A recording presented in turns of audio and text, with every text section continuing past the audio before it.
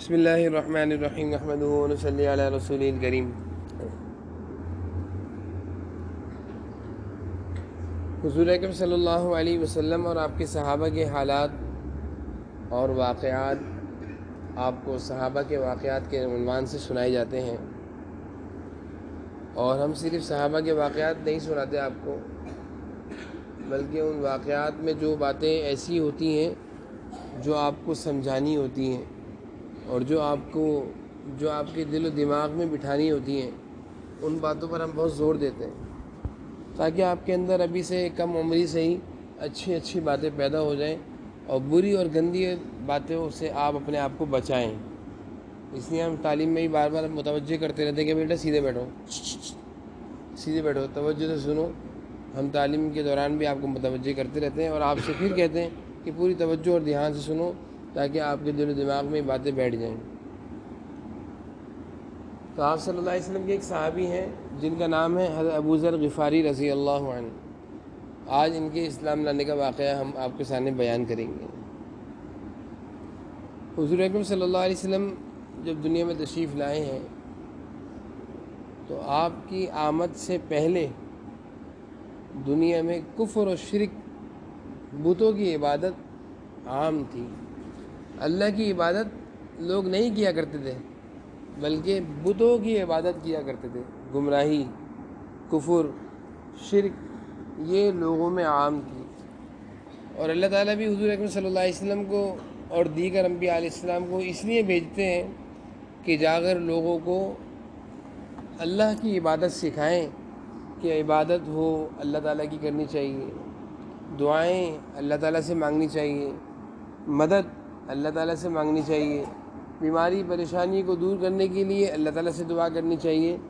تو جناب نبی کریم صلی اللہ علیہ وسلم بھی اسی مقصد کے لیے آئے۔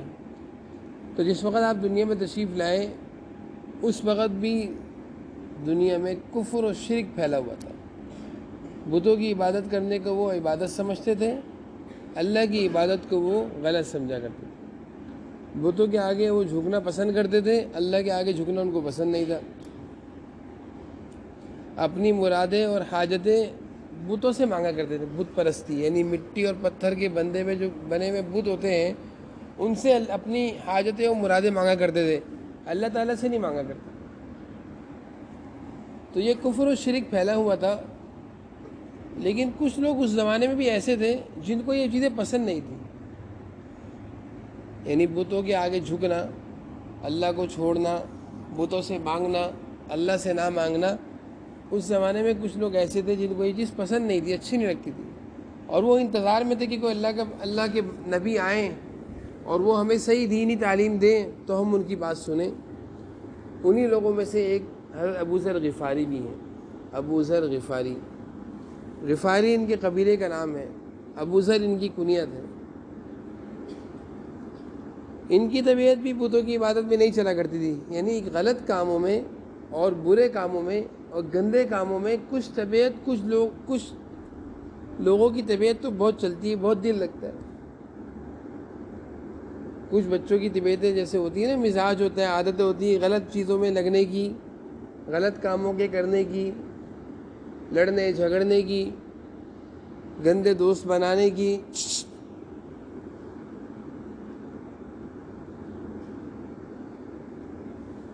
اور گندی باتیں کرنے کی۔ کچھ لوگوں کی یہ عادت ہوتی ہے، اور کچھ لوگوں میں یہ عادت نہیں ہوتی۔ وہ اچھی چیزوں کو پسند کرتے ہیں، بری چیزوں کو پسند نہیں کرتے، اچھی باتیں پسند کرتے ہیں، گندی باتیں ان کو پسند نہیں ہیں۔ اچھے لوگوں کے ساتھ اٹھنا بیٹھنا پسند آتا ہے، گندے لوگوں کے ساتھ اٹھنا بیٹھنا اچھا نہیں لگتا۔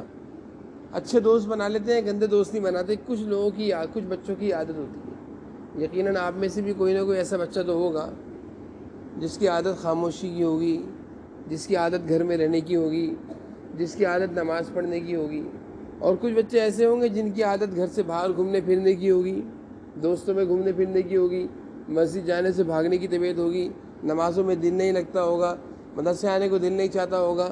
کچھ بچوں کی ایسی بھی طبیعت ہوگی۔ تو حضرت ابو ذر غفاری رضی اللہ عنہ یہ وہ تھے کہ ان کی طبیعت میں اچھائی غالب تھی، برائی نہیں تھی۔ تو جب لوگ بتوں کی عبادت کرتے تھے، ان کے قبیلے کے لوگ، ان کے گھرانے کے لوگ، ان کے خاندان کے لوگ، یہ نہیں کیا کرتے تھے. یہ کہتے تھے مجھے سمجھ میں نہیں آتا، یہ کام اچھا نہیں لگتا مجھے، جبکہ تھے یہ بھی مشرک، لیکن ان کو بس یہ چیز اچھی نہیں لگتی تھی، انتظار میں تھے. ایک دفعہ ان کا قبیلہ، ان کے علاقے تک یہ خبر پہنچی کہ مکہ میں کوئی اللہ کے نیک بندے، اللہ کے نبی ہیں، وہ تشریف لائے ہوئے ہیں، اور وہ لوگوں کو کہہ رہے ہیں کہ میں اللہ کا نبی ہوں اور میں اللہ کی عبادت کی تمہیں دعوت دیتا ہوں. تو ان کو کہیں سے یہ اطلاع ملی. جیسے ان کو یہ اطلاع ملی تو ان کو تو اسی چیز کا انتظار تھا کہ کوئی اللہ کا بندہ آئے، ہمیں صحیح بات سمجھائے اور غلط باتوں سے ہمیں بچائے.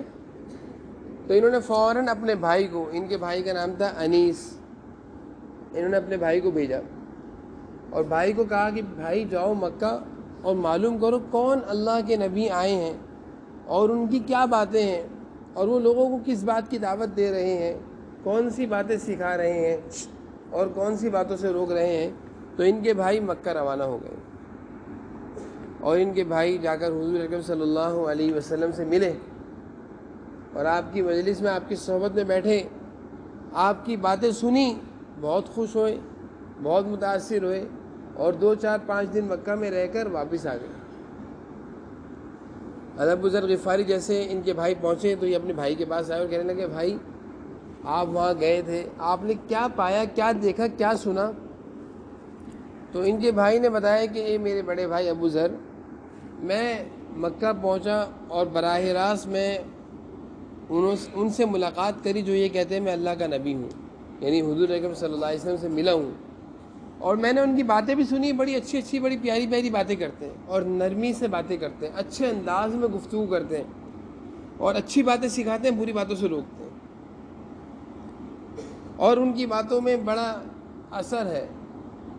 اور آس پاس کے جو مشرک کافر لوگ ہیں وہ ان کے دشمن ہیں، وہ ان کو برا کہتے ہیں، اور یہ اللہ کے نبی لوگوں کو اللہ کی طرف دعوت دیتے ہیں، بت پرستی سے روکتے ہیں. تو ابو ذر غفاری رضی اللہ عنہ نے جب اپنے بھائی انیس کی زبان سے یہ باتیں سنی تو ان کے دل میں ایک خواہش پیدا ہوئی کہ اب میں جاؤں گا، ضرور جاؤں گا مکہ. تو ان کے بھائی نے کہا بھائی دیکھو مکہ تو آپ جا رہے ہیں لیکن دیکھ کر جائیے گا، ذرا احتیاط سے جائیے گا، کیونکہ وہاں پہ اگر کسی مکہ کے رہنے والے کافر کو یہ معلوم چل گیا کہ آپ حضور اکرم صلی اللہ علیہ وسلم سے ملنے آئے ہیں تو وہ آپ کو نقصان پہنچائیں گے، آپ کو ملنے نہیں دیں گے بلکہ آپ کو ماریں گے، بھگا دیں گے مکہ سے، آپ کو نعوذ باللہ قتل بھی کر سکتے ہیں. تو اس لیے احتیاط سے جائیے گا. ابو ذر غفاری رضی اللہ عنہ مکہ جانے کے ارادے سے روانہ ہوئے، تھوڑا سا کھانے پینے کا سامان لے لیا اور ایک چھوٹے سے مٹکے میں پانی بھر لیا.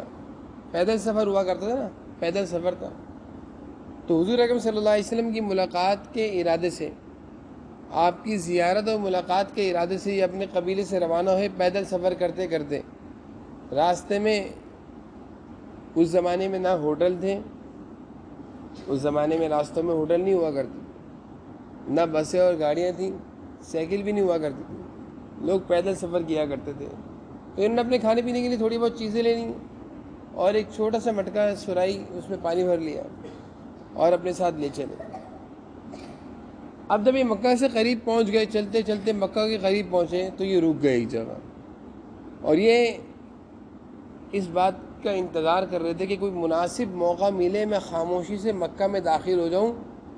اگر کسی مکہ میں رہنے والے مشرک کافر نے مجھے دیکھ لیا اور اس کو پتہ چل گیا میں حضور اکرم صلی اللہ علیہ وسلم سے ملنے آیا ہوں تو وہ مجھے مار دے گا. تو یہ دن بھر مکہ سے باہر ایک جگہ پہ رکے رہے، اور جب رات کا اندھیرا ہوا تو یہ خاموشی سے مکہ میں داخل ہو گئے. اور داخل ہونے کے بعد انہوں نے کسی سے کوئی بات نہیں کری.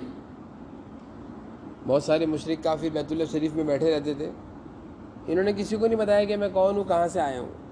لیکن دیکھنے سے معلوم چل رہا تھا کہ یہ کوئی مسافر ہیں، دیکھنے سے معلوم کیا چل رہا تھا کہ یہ کوئی مسافر ہے، چھوٹا سا سامان لے کر آئے ہوئے ہیں.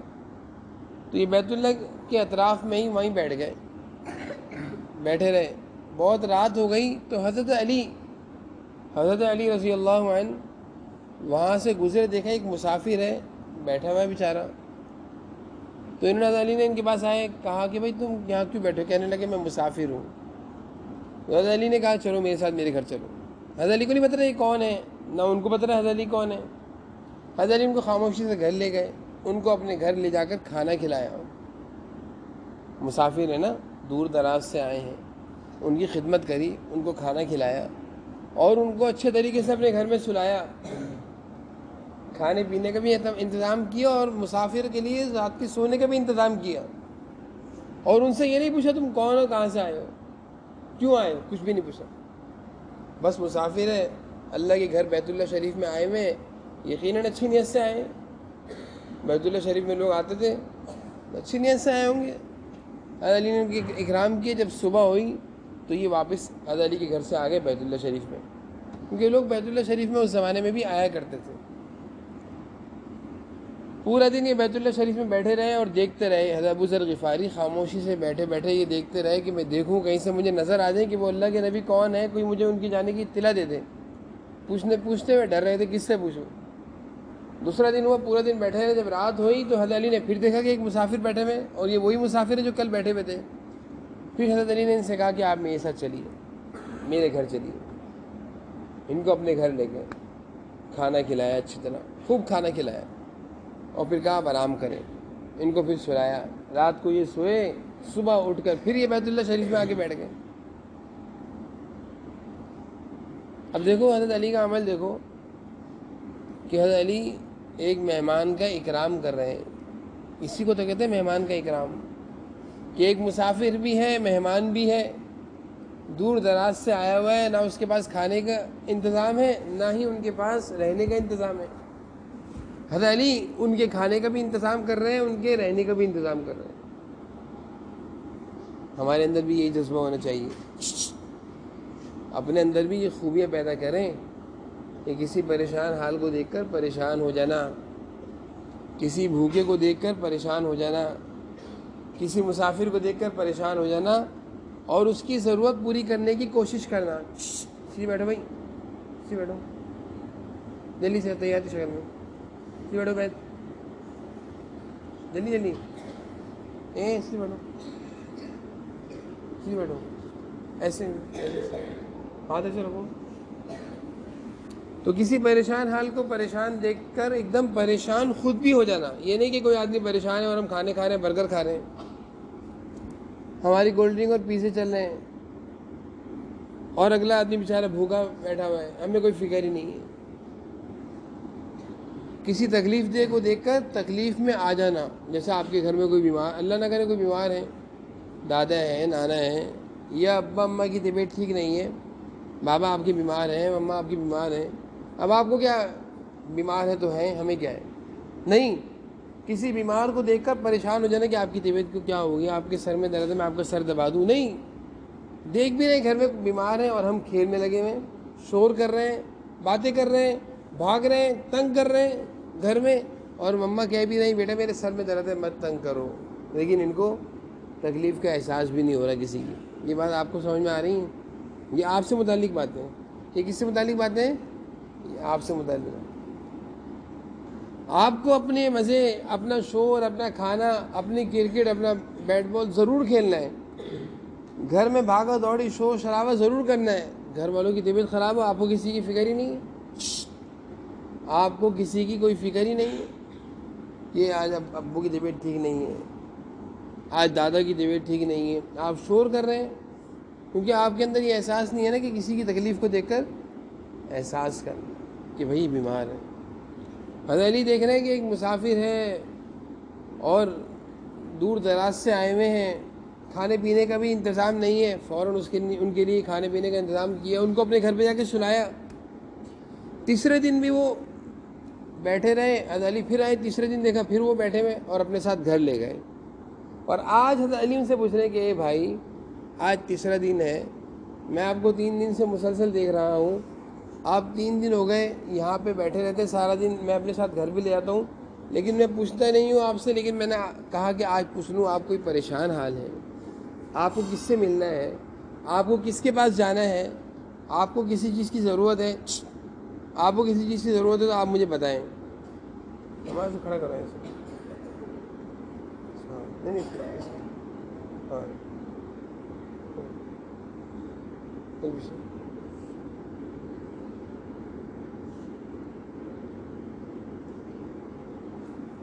حضرت علی نے ان سے پوچھا تیسرے دن کہ بھائی آپ 3 دن سے میں آپ کو دیکھ رہا ہوں، آپ پریشان دکھ رہے ہیں، مسافر ہیں، کیوں آئے ہوئے ہیں آپ یہاں پہ؟ کوئی ضرورت ہے مجھے بتائیں، کسی سے ملنا ہے مجھے بتائیں۔ جب حضرت علی نے یہ سوال کیا تو حضرت ابو ذر غفاری نے کہا کہ دیکھو میں آپ کو بتا دوں گا، لیکن آپ سے وعدہ کرتا ہوں کسی اور کو نہیں بتائیے گا میرے آنے کا۔ میرے آنے کی جو وجہ ہے اور جس مقصد کے لیے میں آیا ہوں، میں نے وہ وجہ چھپائی ہوئی ہے اپنے سینے میں، کیونکہ یہاں پہ اگر میں وہ بات بتا دوں گا تو سب میرے دشمن بن جائیں گے، اس لیے میں آپ کو بتاتا ہوں، آپ کسی کو نہیں بتائیے گا۔ حضرت علی نے فرمایا بتاؤ؟ کہا کہ میں بہت دور سے آیا ہوں اور غفاری قبیلے کا رہنے والا ہوں، میں نے یہاں سنا تھا کہ کوئی اللہ کے نبی آئے ہوئے ہیں جو اچھی اچھی باتیں لوگوں کو سکھاتے ہیں، بتاتے ہیں، میں ان سے ملنے آیا ہوں۔ تو بھائی میں نے یہ بھی سنا ہے کہ ان سے ملنے کا اگر کوئی ظاہر کرتا ہے تو کافر یہاں کے مکہ کے لوگ اس کو مارتے ہیں، تو میں اس لیے ظاہر بھی نہیں کر رہا، تم سے بھی وعدہ لیتا ہوں کسی کو بتانا نہیں۔ حضرت علی نے فرمایا پریشان نہ ہو، میں انہی پر ایمان لانے والوں میں سے ہوں، اور بہت اچھے ہیں، اللہ کے نبی ہیں، اور بہت اچھی اچھی پیاری پیاری باتیں کرتے ہیں، آپ پریشان نہ ہو، آپ رات کو سو جائیں، صبح میں آپ کو اپنے ساتھ لے کر چلوں گا۔ حضرت ابو ذر غفاری بہت خوش ہو گئے کہ میرا مقصد کیا ہو گیا؟ پورا ہو گیا۔